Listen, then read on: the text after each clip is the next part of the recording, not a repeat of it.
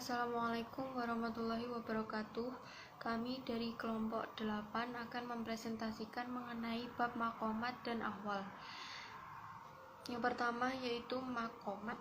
Istilah maqamat sendiri menurut Al-Qushairi yaitu hasil usaha manusia dengan kerja keras dan keluhuran budi pekerti yang dimiliki hamba Tuhan yang dapat membawanya kepada usaha dan tuntunan dari segala kewajiban.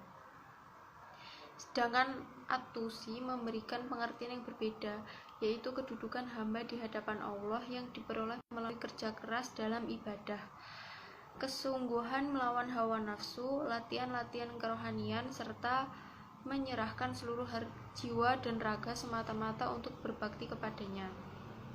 Dari kedua pendapat di atas dapat dipahami bahwa maqam adalah kedudukan seseorang yang menunjukkan kedekatannya kepada Allah.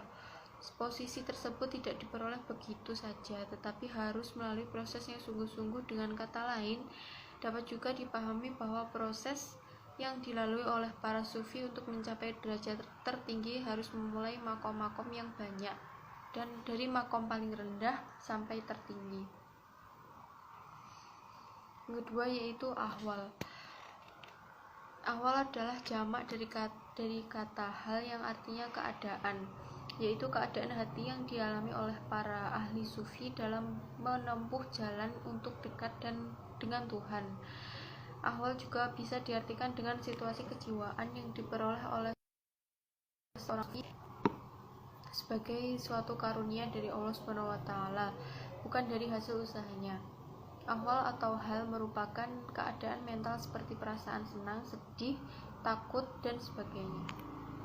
Pengertian secara terminologi, ahwal adalah kondisi spiritual menguasai hati. Dapat juga diartikan dengan keadaan-keadaan spiritual sebagai anugerah dan karunia Allah SWT kepada hati para penempuh jalan spiritual. Ahwal dan hal merupakan suatu anugerah dan rahmat dari Tuhan. Hal bersifat sementara, datang dan pergi bagi seorang sufi dalam perjalanannya mendekatkan diri kepada Tuhan. Imam Al-Qushairi menjelaskan bahwa setiap hal merupakan karunia dan setiap makom adalah upaya.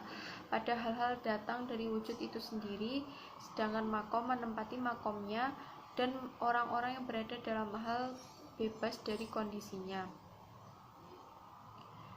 Meskipun hal adalah kondisi yang bersifat karunia atau mawahib, namun seseorang yang ingin memperoleh tetap harus melalui upaya dengan memperbanyak amal baik dan ibadah. Tingkatan maqamat. Ada beberapa pendapat tentang tingkatan maqamat, diantaranya yang pertama Al-Kalabazi. Beliau mengungkapkan ada 10 tingkatan maqamat dalam kitabnya, yaitu yang pertama taubat, zuhud, sabar, al-farq, rendah hati, takwa, tawakal, ridho, mahabbah atau cinta. Yang terakhir ma'rifat. Ma'rifat dibagi menjadi dua, yaitu yang pertama ma'rifat kebenaran, yang kedua ma'rifat di mana tidak ada cara apapun yang dapat mencapai ma'rifat tersebut.